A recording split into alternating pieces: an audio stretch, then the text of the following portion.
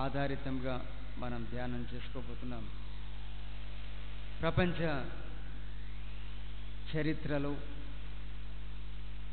పారిశ్రామిక విప్లవం అనంతరం జనజీవన శైలిలో చాలా మార్పులు చోటు చేసుకున్నాయి. 1800 చివరి సంవత్సరం నుండి 19వ శతాబ్దపు మధ్యకాలం వరకు కొనసాగిన ఈ పారిశ్రామిక విప్లవం ప్రపంచం యొక్క స్థితిగతులలో వ్యాపార, వర్తక, పారిశ్రామిక, సాంకేతిక రంగములలో ఒక విపరీతమైన పెనుమార్పులకు దారితీశాయి. ప్రపంచ చరిత్రలో ఎన్నడూ కని విని ఎరుగని human inventions have come in. మానవ జ్ఞానంతో, పరిజ్ఞానంతో మానవుడు కనుగొన్న అత్యంత అధునాతన సాంకేతిక పరమైనటువంటి ప్రయోగాలు, అంశాలు, వస్తువులు, విధానాలు మానవ ఉపయోగంలోనికి వచ్చాయి. అది వరకు ఉన్న మానవ జీవన శైలి ఒక్కసారిగా విపరీతమైనటువంటి మార్పులకు లోనవ్వటం జరిగింది. ఆ యొక్క మార్పుల యొక్క పరంపర ఈ రోజుటికి ప్రపంచంలో శరవేగంతో కొనసాగుతోంది. ఎన్నో ఆధునిక, అధునాతనమైనటువంటి శాస్త్రీయ సాంకేతిక ఇన్వెన్షన్స్ని మానవుడు కనుగొనడం మనం చూస్తున్నాం. వ్యవసాయ రంగంలో, పారిశ్రామిక రంగంలో, డొమెస్టిక్ లైఫ్లో, మానవ గృహ జీవితంలో, దైనందిన జీవితంలో, ప్రయాణ సదుపాయాలు, సౌకర్యాల విషయంలో ఎన్నో మార్పులు వచ్చాయి. ఈ మార్పుల నేపథ్యంలో ప్రపంచంలో క్రొత్త వస్తువుల యొక్క ఉత్పత్తి జోరందుకున్నది. వస్తువుల ఉత్పత్తితో పాటు కొనుగోలు శక్తి కూడా ప్రజల్లో బాగా విపరీతంగా మార్పు చెందింది. ఈ లోకంలో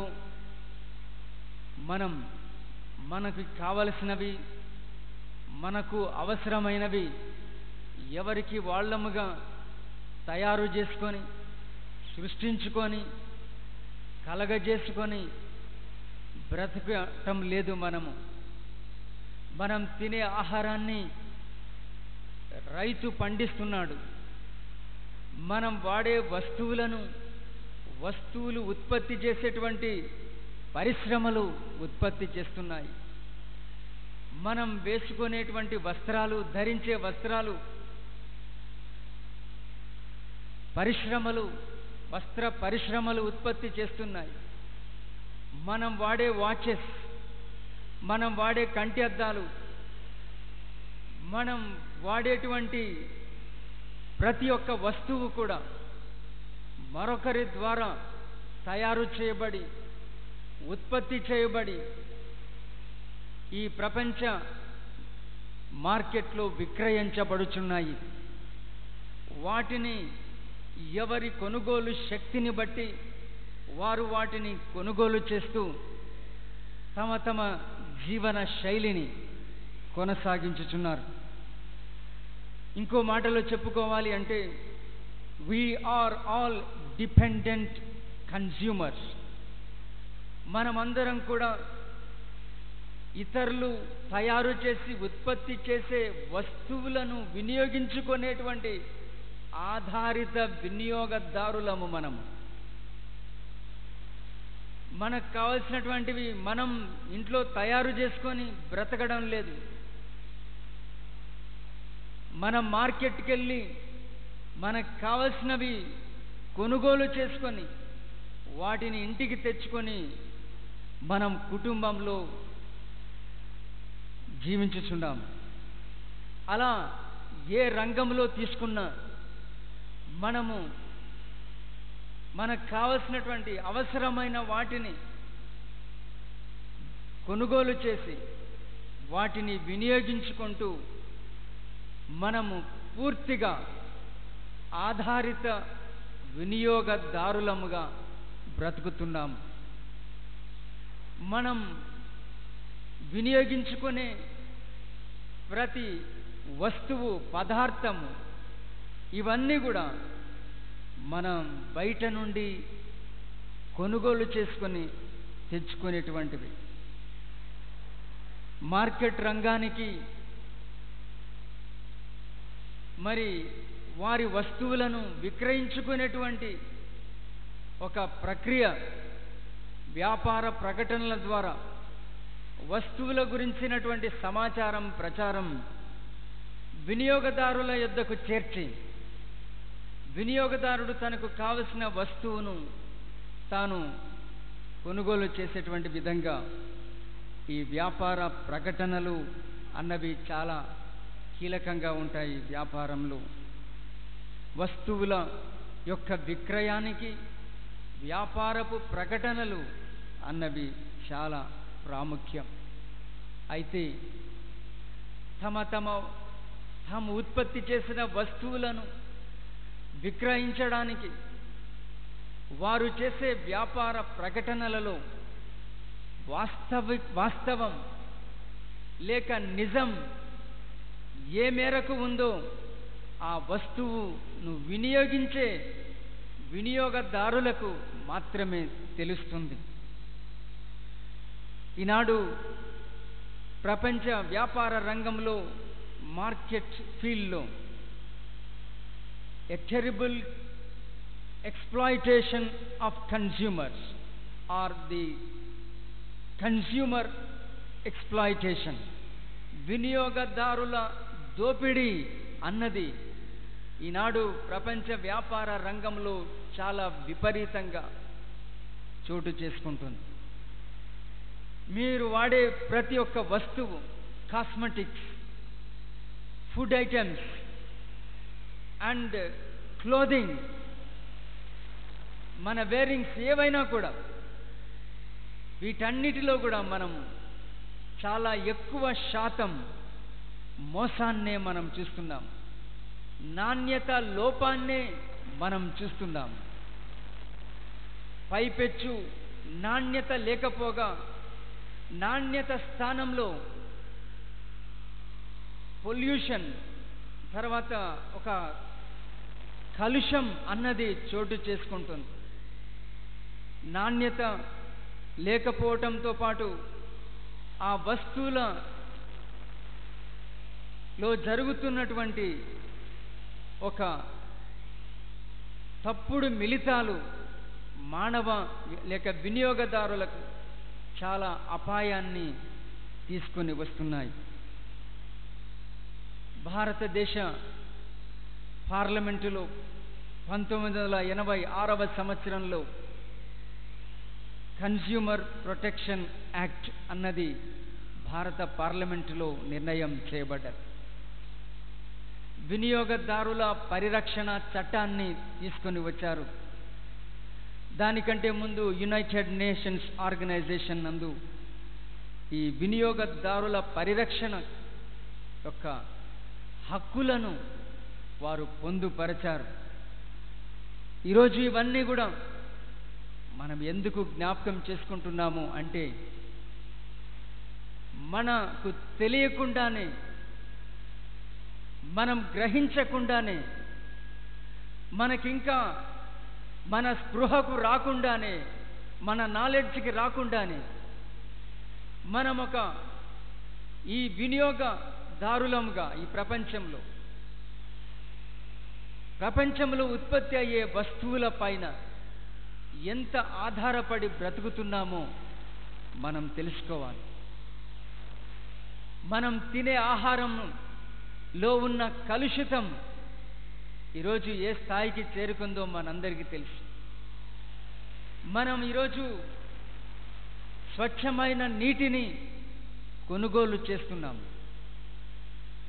ఈరోజు మనం తినే ఆహారం, మనం త్రాగే నీరు, మన శరీరానికి అవసరమైన ప్రతిదీ కూడా ఎన్ని జాగ్రత్తలు తీసుకున్నా అవన్నీ కూడా ఇంచుమించు కలుషితమైన వస్తువులు కానీ పదార్థాలు కానీ మనకు అందుతున్నాయి.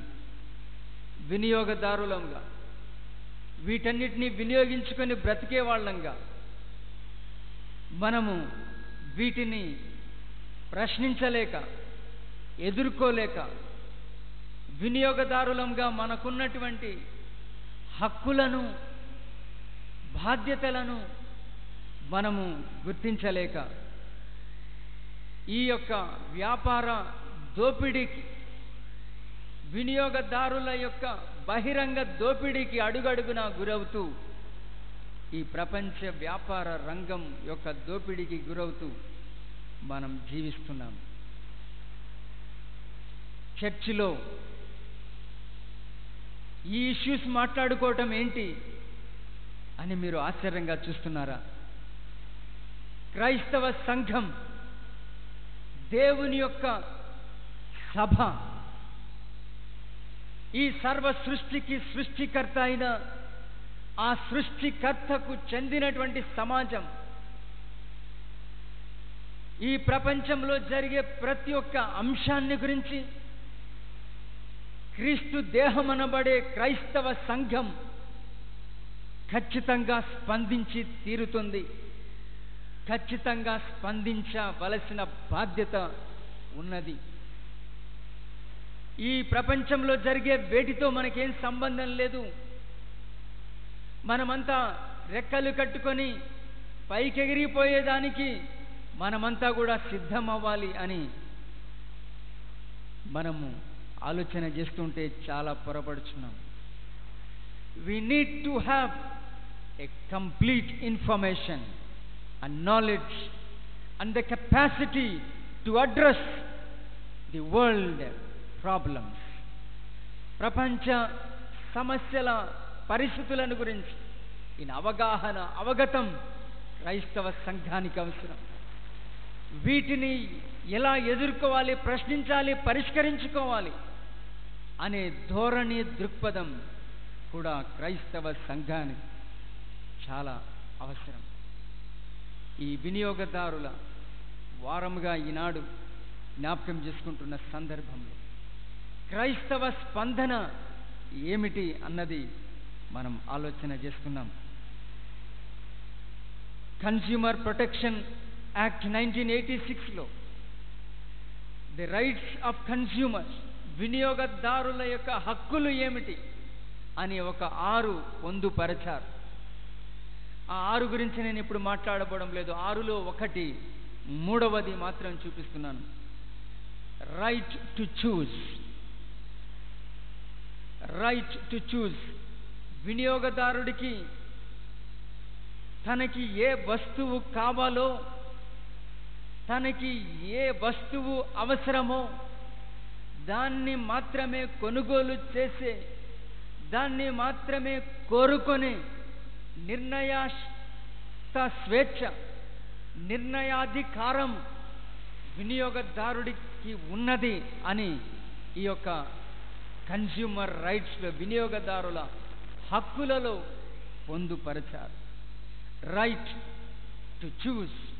తనకి ఏం కావాలో అది వినియోగదారుడుగా తానే కోరుకునేటువంటి ఒక అధికారము వినియోగదారుడికి ఉన్నది.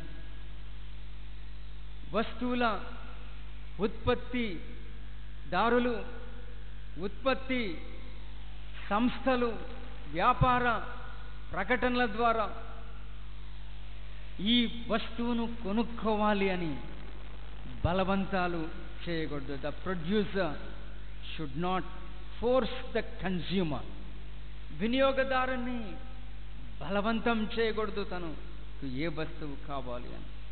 Every consumer has right to choose the goods and services. తనకి ఏ వస్తువు కావాలో, తనకి ఏ సేవలు కావాలో వాటిని కోరుకునేటువంటి అధికారము, ఆ నిర్ణయాత్మకత శక్తి వినియోగదారుడికి ఒక హక్కుగా ఇచ్చారు. మానవులమైన మనమందరం కూడా ఈ లోకంలో వినియోగదారుల. మనము కొన్ని వస్తువులను వినియోగించుకుంటూ మన మనుగడ సాగిస్తున్నాం. కావున మనమందరం వినియోగదారుల.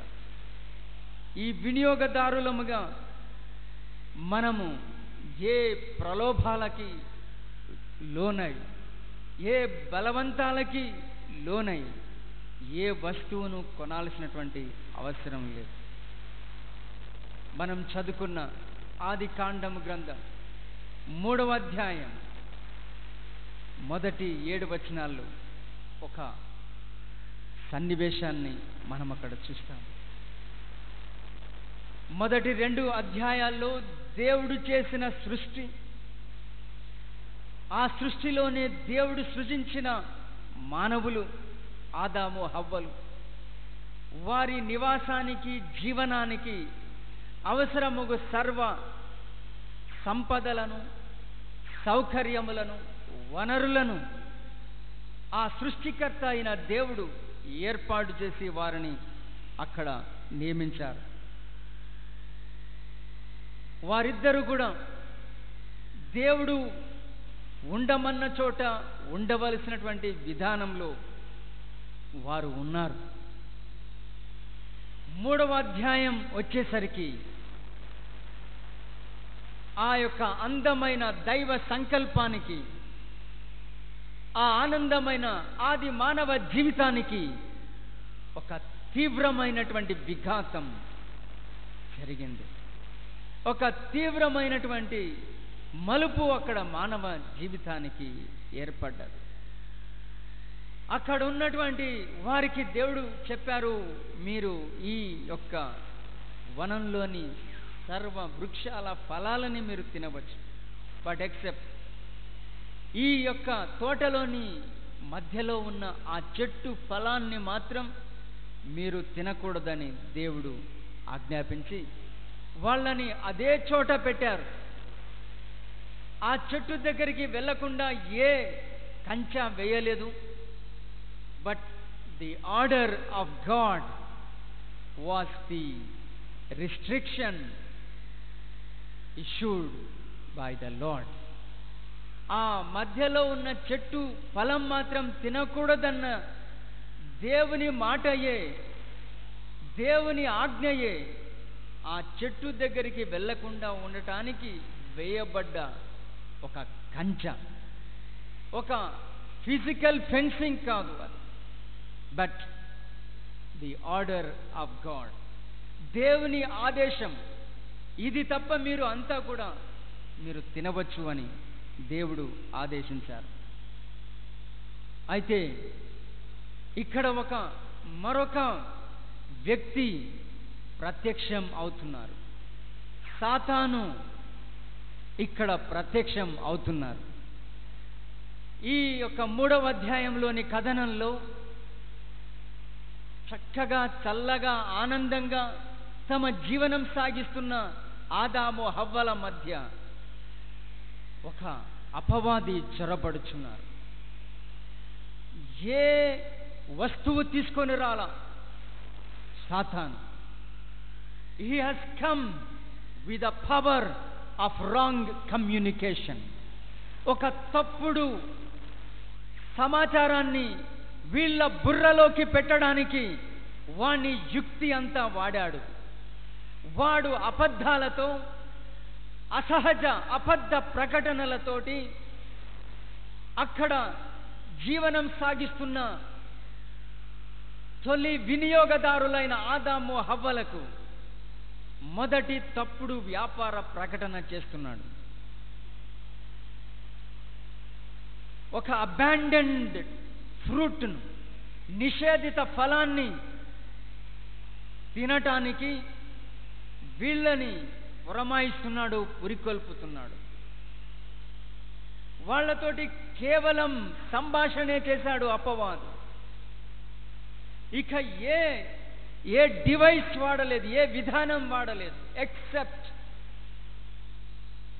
ఏ కమ్యూనికేషన్. మాట్లాడుతున్నాడు, వాళ్ళతోటి మాట్లాడుచున్నాడు. ఇది నిజమా? ఈ చెట్ల ఫలాల్లో ఏ ఫలాన్నైనా తినకూడదని దేవుడు మీకు చెప్పాడా? ఎస్, ఫలానా ఫలం తినకూడదని చెప్పారు. ఎందుకంటే అది తిన్న రోజున మీరు చనిపోతారని చెప్పారు. కాబట్టి ఆ చెట్ల ఫలం మేము తినకూడదు, మీరు చావకుండానట్లు వాని తినకూడదని, ముట్టకూడదని చెప్పాడని సర్పముతో వారు అన్నారు. వారు దాన్ని తినకూడదు, ముట్టకూడదు అని చెప్పారు దేవుడు మాకు అని చెప్పారు. అప్పుడు సర్పము లేక అపవాది చెప్తున్నాడు, మీరు చావనే చావరు. ఎలాగనగా మీరు వాటి తిను దినమున మీ కన్నులు తెరవబడిన, మీరు మంచి చెడ్డలు ఎరిగిన వారై దేవతల వలె ఉందురనియు దేవునికి తెలియనని స్త్రీతో చెప్పగా. ఇది ఎందుకు తినద్దు అన్నాడు అంటే, ఇది తిన్న రోజున మీరు దేవతలైపోతారని దేవునికి తెలుసు అని చెప్పాడు. అంటే మీరు దేవుళ్ళైపోతారు అని దేవుడు ఒక స్వార్థంతో మిమ్మల్ని ఆ ఫలాలు తినకూడదని చెప్పారు అని ఒక bad or negative information inject చేస్తున్నారు. వాళ్ళలోకి తప్పుడు అభిప్రాయాలని చొప్పిస్తున్నాడు. వాళ్ళకి ఉనికి ఇచ్చిన సృష్టికర్త అయిన దేవుని గురించి ఒక చెడు ప్రచారాన్ని మొదలుపెట్టాడు సాతానుడు. ఈ వినియోగదారులతో ఒక అబాండన్డ్ ట్రీ, అబాండన్డ్ ఫ్రూట్ తినిపించడానికి వీని ఇంటెన్షన్ ఆ ఫలం తినిపించడం కాదు. వీడి ఇంటెన్షన్ దేవుని నిబంధనని వీళ్ళతోటి అతిక్రమింప చేయాలి. ఇది అపవాది యొక్క కుట్ర, కుయుక్తి. దేవుని యొక్క ఆజ్ఞను, నిబంధనని, ఆదేశాన్ని, ఆ రేఖని వీరు దాటాలి, వీరు ఉల్లంఘించాలి, అధిగమింప చేయాలి, అతిక్రమింప చేయాలి. ఇది వాడి యొక్క కుట్ర. సో అలాగా వారికి ఈ తప్పుడు సమాచారాన్ని అంతటిని కూడా పెట్టాడు. వినియోగదారులు వాళ్ళు అక్కడున్న వాటిని వినియోగించుకొని బ్రతుకుతున్న వారు వాళ్ళతోటి ఒక నిషేధిత ఫలం తినిపించే ఒక ప్రయత్నం చేస్తున్నారు. నేనేం చెప్పానంటే, వినియోగదారుల హక్కులలో మూడవది రైట్ టు చూస్. వినియోగదారుడు తనకి ఏ వస్తువు కావాలో నిర్ణయించుకునేటువంటి అధికారము, శక్తి ఆ వినియోగదారుడికి ఉంది. ఆ హక్కు మనము కోల్పోవడం అనేటువంటిది ఎప్పుడు జరుగుతుందంటే, మనము ఏదైనా ఒక తప్పుడు ప్రకటనకి లోనైనప్పుడు, తప్పుడు సమాచారము వైపు మనము వెళ్ళిపోయినప్పుడు, మనము తీసుకోకూడని, వాడకూడని, కొనకూడని వస్తువును, పదార్థాన్ని మనం కొనుగోలు చేసేలా చేస్తుంది. మీరు చెప్పండి, ఎన్ని వస్తువులు మీరు కొంటున్నారు? మీరు మార్కెట్లో కొనే ఎన్ని వస్తువులు నిజంగా వాటి ప్రయోజనాన్ని మీకు అందిస్తున్నాయి? వెంట్రుకలు రాలిపోతే వెంట్రుకలు బాగా రావటం కోసం మార్కెట్లో ఉన్నటువంటి హెయిర్ ఆయిల్స్ యొక్క సంఖ్య ఎంతో మీకు తెలుసా? The number of different hair oils the consumers are using are in hundreds, వందల వేల సంఖ్యలో మనము వాడుతున్నాం. మీకు ఏ సత్ఫలితాలను ఇచ్చాయి? మీ రంగును మారుస్తాయి అనేటువంటి కాస్మెటిక్స్ మీకు ఏ ఫలితాలను ఇస్తున్నాయి? ఇక మీరు ఏ వస్తువును, పదార్థాన్ని మీరు తీసుకున్న మార్కెట్ రంగంలో దాని యొక్క వ్యాపార ప్రకటనకి, ఆ వస్తువును వినియోగించుకుని వినియోగదారునికి అందించే ఫలితానికి అస్సలు పోలికే లేదు. అవునా కాదా? అస్సలు సంబంధమే లేదు. అయినా ఎందుకు కొంటున్నాం మనం వస్తువులు?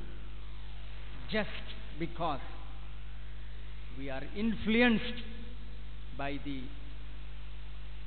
Advertisements, the commercial advertisements. వ్యాపార ప్రకటనల ప్రభావం నాకు లోనై మనము వస్తువులను కొంటున్నాము. And many times we are misled and misguided. తప్పుదారికి పట్టించబడుచున్నాము ఈ వ్యాపార ప్రకటనల ద్వారా. ఇక్కడ అపవాది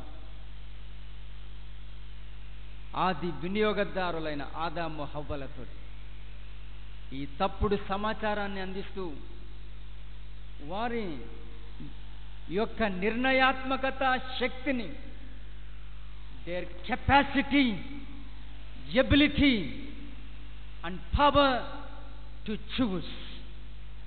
ఈ డెవిల్ అటాక్ చేసేది మనిషిని, మానవుణ్ణి వాని నిర్ణయాల శక్తి పైన, వాడు నిర్ణయించుకునే నిర్ణయాల ఆ పరిధిని అపవాది తగులుతాడు.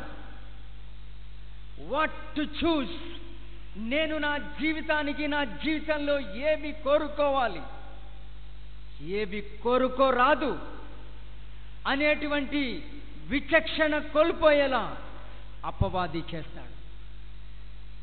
The realm of the choosing capacity, మనం నిర్ణయాలు తీసుకునే మన నిర్ణయ రంగాన్ని వాడు చుట్టుముట్టుతాడు. అపవాది వాడి వివిధ సమాచారాలతో, దుష్ప్రభావంతో, దుష్ట వాతావరణంతో మన జీవితాల్లో మనం తీసుకోవలసిన స్వచ్ఛమైన, పవిత్రమైన, మనకు ఉపయోగకరమైన నిర్ణయాలు తీసుకోవటంలో మనల్ని తప్పుదారి పట్టించి, మనం తీసుకోకూడని, చేయకూడని నిర్ణయాలు మనతో చేయించే ఒక ప్రభావంలోనికి, మన ఆలోచన ప్రపంచంలోనికి వాడు జొరబడతాడు. పండు పీక్కొచ్చి హవ్వ చేతులు పెట్టి తినమ్మా అని అనలా. He simply directing this couple to trespass the very order of God. ఈ ఆది దంపతులు దేవుని ఆదేశాన్ని ఉల్లంఘించేలా వీళ్ళని వాడు నానా రకాలుగా పురమాయిస్తున్నాడు. ఇది మీరు తింటే చావరు, పైగా మీ కళ్ళు తెరవబడతాయి, మీరు ఎవరు అనేది మీకు తెలిసిపోతుంది, మీరు దేవతలైపోతారని దేవునికి తెలుసు. ఎంత టెరిబుల్ లైఫ్!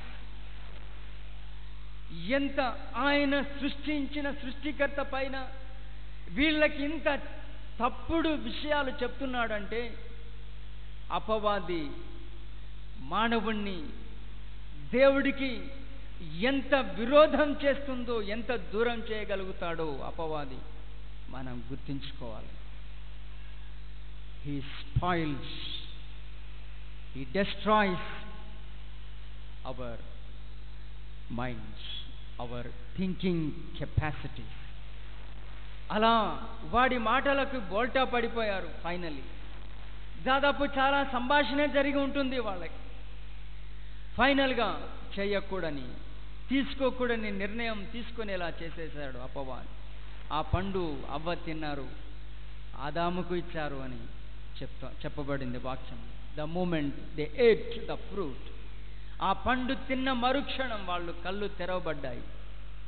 దేవతలు కాల దిగంబరులు అయ్యారు. దేవతలు కాలేదు, దిగంబరులు అయ్యారు.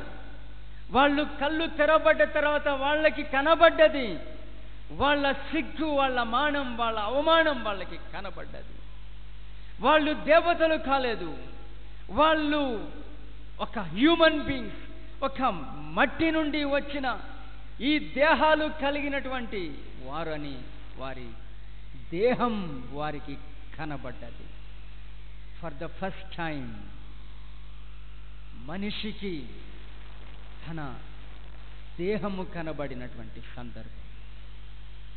తన యొక్క దేహం మనిషికి కంట కనబడినటువంటి మొదటి సందర్భం.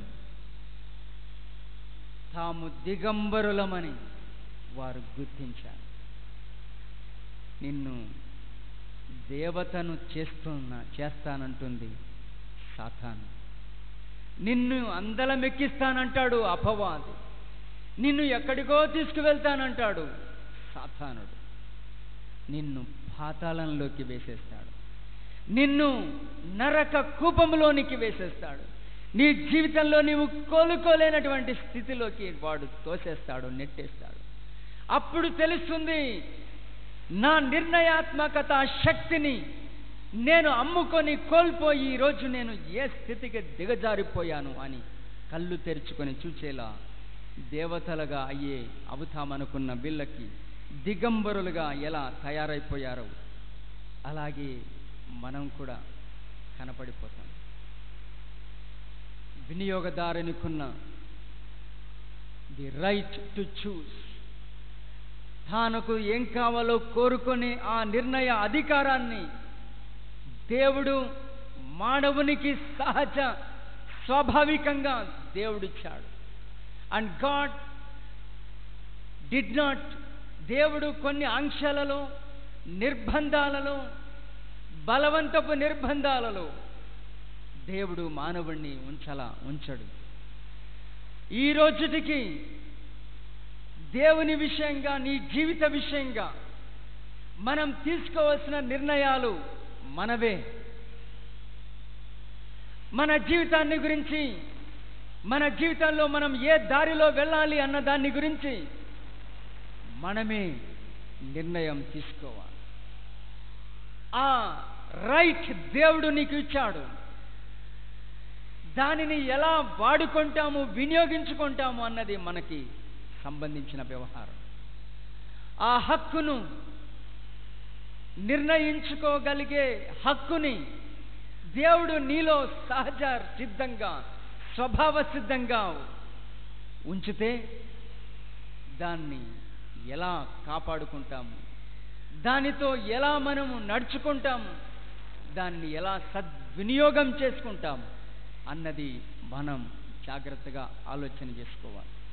మనము ఈ లోకంలో వినియోగదారులం. ఏ వస్తువును వినియోగించుకోవడానికి నిర్ణయం తీసుకుంటాము, ఆ వస్తువును వాడుటలోని ఫలితాలను మనము పొందుకుంటాము. యేసుక్రీస్తు ప్రభుల మానవాళికి ఆయన చేసినటువంటి దివ్యోపదేశములలో మత్తయి సువార్త 6వ అధ్యాయం 25 నుండి 34 వచనంలో మనం చదువుకున్నాము. ఎస్పెషల్లీ ప్రభు అయిన యేసుల వారు మానవ కనీస అవసరాల గురించి ఆయన స్పందించారు, ఆయన ఉపన్యసించారు. అవసరాలు, మానవ అవసరాలు లేక వినియోగదారుల యొక్క అవసరాలు వస్తువుల ఉత్పత్తికి దోహదపడతాయి. మనకి ఏమి అవసరమో ఆ అవసరాన్ని తీర్చే వస్తువు పదార్థాలు, వస్త్రముల యొక్క ఉత్పత్తి రంగాలు చేపడతాయి. ఆ అవసరాల్లో మానవ కనీస అవసరాల గురించి యేసు ప్రభుల వారు మాట్లాడారు. Jesus while simplifying the human living, మానవ కనీస జీవన అవసరాల గురించి యేసు ప్రభుల వారు వివరిస్తూ ఆయన మాట్లాడినటువంటి లేక ఆయన చేసిన ఉపదేశం ఇది. మనుష్యునికి ఉన్న అవసరాల గురించి యేసు ప్రభు చెప్పారు. ఆ అవసరాల గురించిన ఆందోళనయే మానవ జీవితం అంతా అని కూడా చెప్పారు. మీరు ఏమి తిందుమో, ఏమి ధరించుకుందుమో అని మీ దేహమును గురించి, మీ ప్రాణమును గురించి మీరు చింతించకండి. మీకు ఏమి కావాలో మీ పరలోకపు తండ్రికి తెలుసును. కాబట్టి మీరు ఆయన రాజ్యమును, ఆయన నీతిని మొదట వెదకండి. మీరు ఈ లోకంలో బ్రతకడానికి మానవ కనీస లేక మౌలిక అవసరాలు రోటీ, కపడా ఔర్ మకాన్, మనిషికి కూడు, గుడ్డ, నీడు కనీస అవసరాలుగా మనకి తెలుసు. ఆ కనీస అవసరాల గురించి యేసు ప్రభుల వారు మాట్లాడారు. నేను అన్నాను, మానవ అవసరాలు వస్తువుల ఉత్పత్తికి దోహదపడతాయి లేక దారి తీస్తాయి. మనకి ఏం అవసరమో దాన్ని ఉత్పత్తి చేసుకోవడానికి ఉత్పత్తి రంగాలు ప్రయాసపడతాయి. మనకి భోంచేయడానికి ఆహారం కావాలి. ఆ ఆహార పదార్థాల ఉత్పత్తి వ్యవసాయ రంగం ఉత్పత్తి చేస్తుంది. That is our human basic need. అది తినాలి, బ్రతకాలి, నీరు త్రాగాలి, మన కనీస వస్త్రం మనకి అవసరం. ఏమి తిందుము, ఏమి ధరించుకుందుమో అని మీ దేహాన్ని గురించి, మీ ప్రాణాన్ని గురించి మీరు చింత చేయకండి అని యేసు ప్రభు చెప్పారు. ఇవి కనీస అవసరాలు. Need based consumerism. Need based consumerism. అవసరాల ప్రాతిపదికన తయారైన, ఉనికిలోకి వచ్చిన వినియోగదారుల వ్యవహారమే. అవసరాలను బట్టి వస్తువుల ఉత్పత్తి జరుగుతుంది. మనకు కనీస అవసరాలు ఆహారము, వస్త్రము, ఇవి కనీస అవసరాలు. ఆహారం ఆకలి తీరుస్తుంది, నీరు దాహం తీరుస్తుంది, వస్త్రం దేహాన్ని కప్పుతుంది. ఈ మూడు కనీస అవసరాలుగా యేసు ప్రభు కూడా చెప్పారు. ఈ కనీస అవసరాలు మీకు అవసరమని మీ పరలోకపు తండ్రికి తెలియను. అయితే మీరు ఏం చేయాలని చెప్తున్నారంటే, మీరు ఆయన రాజ్యమును, నీతిని మొదట వెదకుడి.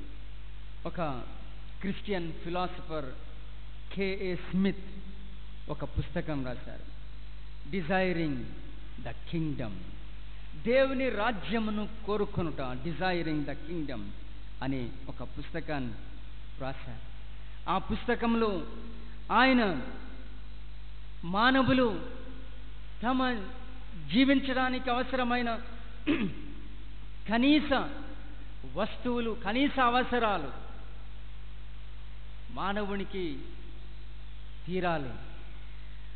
ఈ కనీస అవసరాల గురించి యేసు ప్రభు మాట్లాడారు తప్ప మానవుని యొక్క సుఖభోగాల గురించి, సౌఖ్య సౌకర్యాల గురించి యేసు ప్రభు మాట్లాడలేదు. యేసు ప్రభు మానవ కనీస అవసరాల గురించి ఆయన స్పందించారు.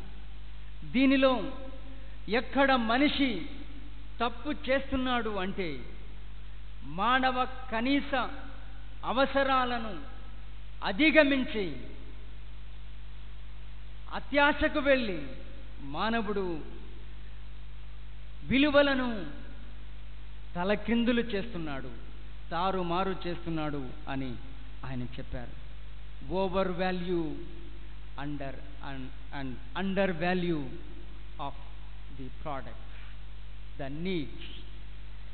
మీ దేహము కంటే, మీ వస్త్రము కంటే దేహము, మీ ఆహారము కంటే ప్రాణము మిన్న కాదా అని యేసు ప్రభు ప్రశ్నించారు. ఓవర్ వాల్యూ అంటే మనకి అవసరం లేని వాటిని గురించి అధిక విలువ ప్రాధాన్యత ఇవ్వటం, మనకి నిజంగా అవసరమైన వాటిని గురించి మనము తక్కువ విలువ ఇవ్వటం, ఈ విలువలలోని ఈ యొక్క అసమతుల్యతను గురించి, సమతుల్యత లోపాన్ని గురించి ఈ రచయిత యేసుల వారు చెప్పిన ఈ యొక్క ఉపన్యాసం పైన ఆయన రాశారు. Desiring the Kingdom. చాలాసార్లు మనం యేసు ప్రభు చెప్పినట్లుగానే ఆహారము కంటే ప్రాణమును, వస్త్రము కంటే దేహమును గొప్పవి కావా? మనం మన దృష్టిలో ఏవి గొప్పవిగా భావిస్తున్నామో యేసు ప్రభు సూటిగా ప్రశ్నించారు. మీకు కావలసిన కనీస అవసరాల గురించి దేవుడు ఎరిగి ఉన్నవారై ఉన్నారు అని చెప్పారు. యేసు ప్రభు అనుదిన ఆహారాన్ని గురించి మాట్లాడారు. మీ ఆహారం, మీ వస్త్రం, మీ జీవనానికి సంబంధించిన అవసరాలన్నీ దేవునికి తెలుసని చెప్పారు. యేసు ప్రభు నేర్పిన ప్రార్థనలో మా అనుదిన ఆహారము నేడు మాకు దయచేయము అనే ప్రార్థన యేసు ప్రభు చెప్పారు. యేసు ప్రభు యొక్క నేర్పిన ప్రార్థనలో మానవ అవసరాల గురించి ఆయన ఉద్బోధించిన ప్రార్థనలో మానవ మౌలిక లేక కనీస అవసరాల గురించి ప్రార్థించమని యేసు ప్రభు ప్రార్థనలో నేర్పించారు.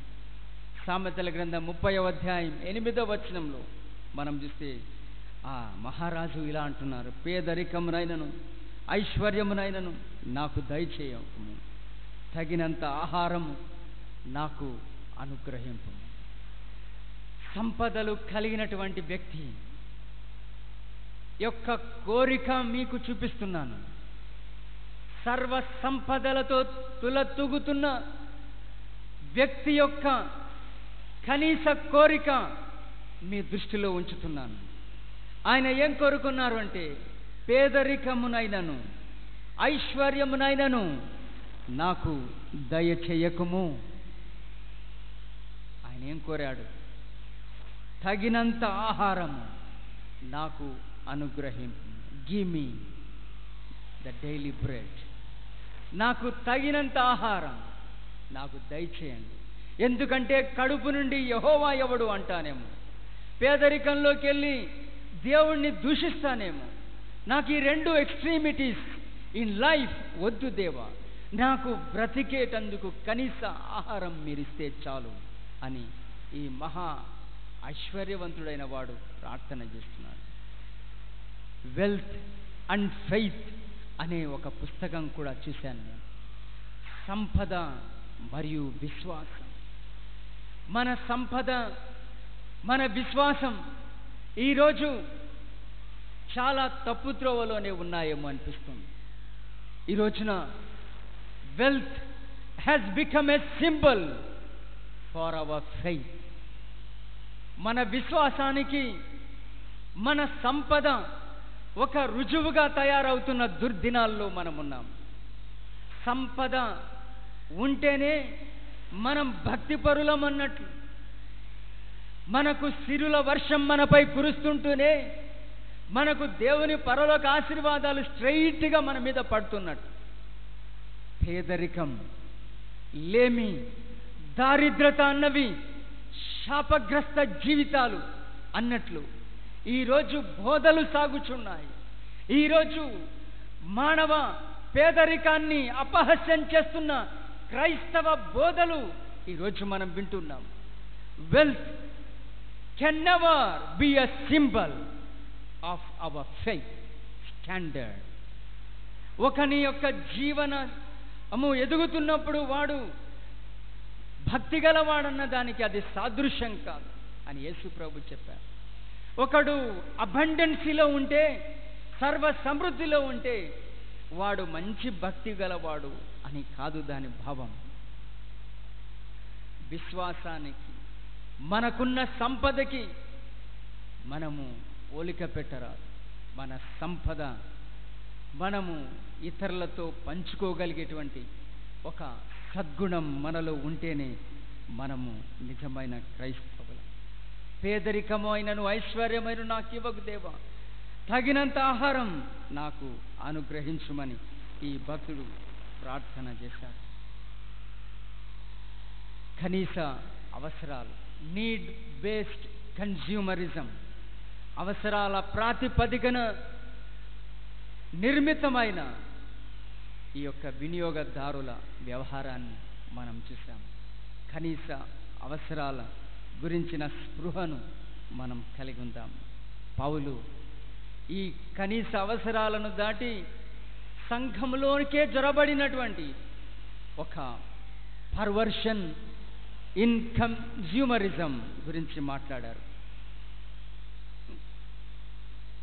సంఘంలో క్రైస్తవ విశ్వాసులన్న వాళ్ళ జీవితాల్లో ఈ యొక్క వినియోగదారుల యొక్క తత్వము ఎలా గతి తప్పిందో ఆయన మాట్లాడారు.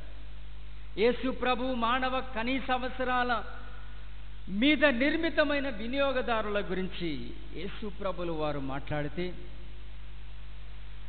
పౌలు యేసు ప్రభుల బోధలకు నుండి వైదొలిగినటువంటి వారి జీవితాల గురించి, సమాజాన్ని గురించి పౌలు మాట్లాడారు.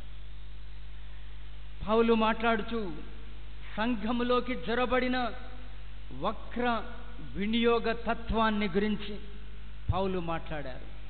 గతి తప్పిన, తప్పుతోబట్టిన వక్ర వినియోగ తత్వం అంటే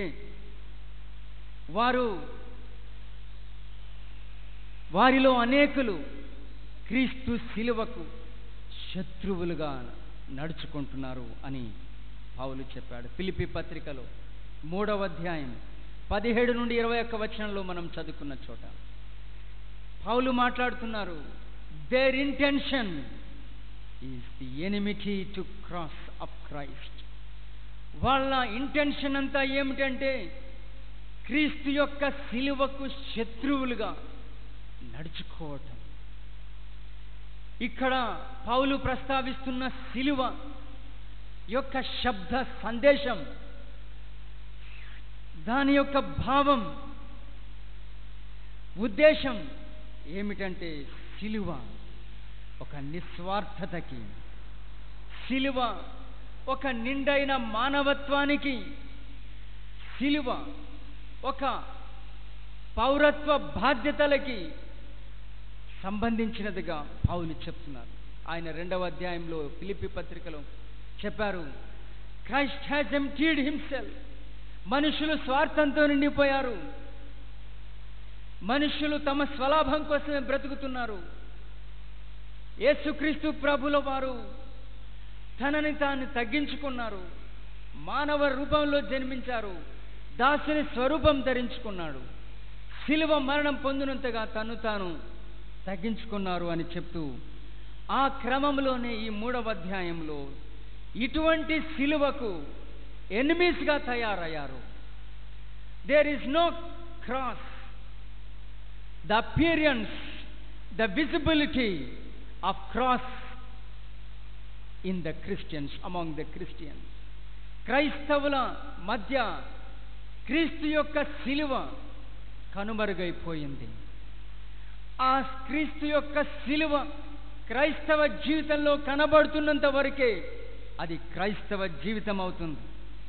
ఆ శిలువ నిస్వార్థ సేవకు, ఒక నిండైన మానవత్వానికి, ఒక పరిపూర్ణమైన పౌరసత్వపు బాధ్యతకు సంబంధించింది. మనము పరలోక పౌరులమని పౌలు ఆ పత్రికలో చెప్పారు.